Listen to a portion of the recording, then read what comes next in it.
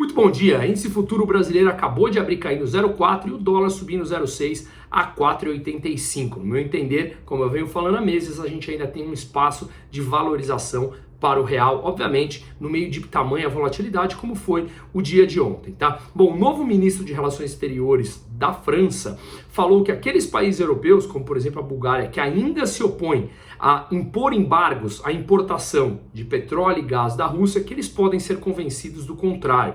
Todos os países precisam estar de acordo para que esse embargo, essa nova sanção, efetivamente uma sanção verdadeira, deixando de importar petróleo e gás da Rússia, tem que ser aprovada por todos os países membros, tá? Que ainda enfrentam divergências por alguns países, principalmente aqueles que são ultra dependentes do gás russo. Isso é uma história um pouco passada, políticas que eles mesmos se colocaram nesse grau de dependência, mas é algo para a gente falar mais à frente sobre isso, porque é muito mais aprofundado. De qualquer maneira, muitas divergências ainda dentro dos países europeus. Aqui no Brasil ontem, depois do mercado volátil, com os mercados americanos caindo, o Brasil acabou fechando na alta no final do dia, 0,2, uma alta pequena, mas o dado que saiu ontem no dia foi o IPCA 15 no Brasil. O mensal veio 0,59% de alta, lembrando que no mês anterior tinha vindo mais de 1,7%, mas veio levemente acima do que o mercado esperava. O mercado esperava 0,45% e veio 0,59%.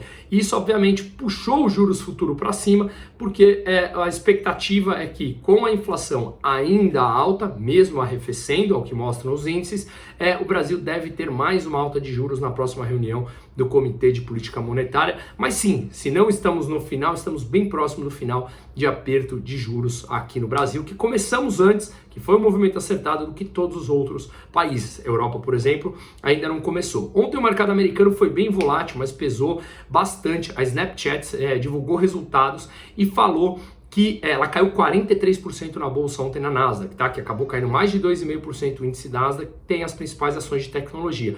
Ela falou muito sobre o cenário macro, então veio o balanço, ela falou da dificuldade de conseguir novos anunciantes e a preocupação com o cenário macro, guerra, mas inflação e alta dos juros nos Estados Unidos. Então a gente percebe a fragilidade no sistema, porque uma empresa divulgou a preocupação do cenário macro e levou todas as ações de tecnologia para baixo, e essas ações foram aquelas que foram puxadas durante 2 anos com dinheiro praticamente ilimitado de graça impresso pelos bancos centrais e puxaram os preços das ações, a valuation assim exorbitantes que a gente jamais imaginaria que chegaria. Então a correção ela é natural, é o que eu sempre falo. O livre mercado, mais cedo ou mais tarde, as suas forças se impõem e não adianta querer peitar essa onda de 20 metros na nossa frente. Os preços estão caros, no meu entender o mercado americano ainda segue caro e o brasileiro tem espaço para melhoria que no meu entender segue sim barato. Outro dado importante foi o mercado imobiliário americano, que saíram novas moradias que caiu 16,6% em abril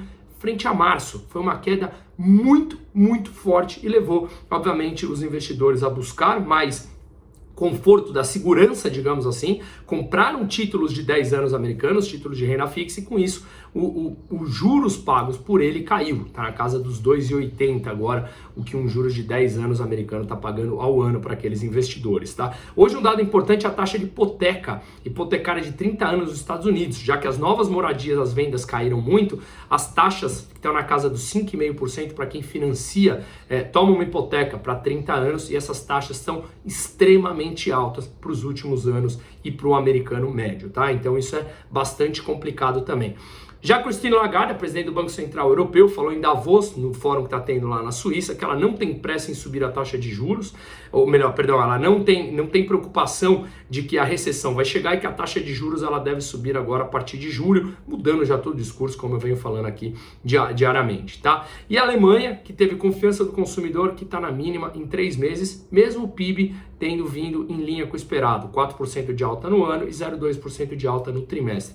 Lembra da China, que a gente falou há muito pouco tempo de que, no meu entender aqui, talvez dando a cara a tapa nesse ponto, que essa política de Covid-0 é muito estranha, muito irracional, mas que isso serviria como pano de fundo para estimular, para injetar mais dinheiro na economia? Pois bem, ela já baixou a taxa de juros, os reguladores falaram que os bancos, o governo chinês falando para os bancos e para os reguladores do banco, para dar mais suporte à economia real através do crédito, ou seja, suprimir a demanda com mais crédito, né? Então ele vem injetando, através do política monetária e política fiscal, uma injeção de capital na economia, com o setor imobiliário praticamente aí quebrado, com muitas empresas quebrando, e ele chegou a representar mais de 30% do PIB chinês, tá? E outro ponto, a Nova Zelândia subiu a sua taxa de juros pela quinta vez seguida, agora em 2%, lembrando que a inflação lá está na casa dos 7%. Um ótimo dia a todos e um forte abraço.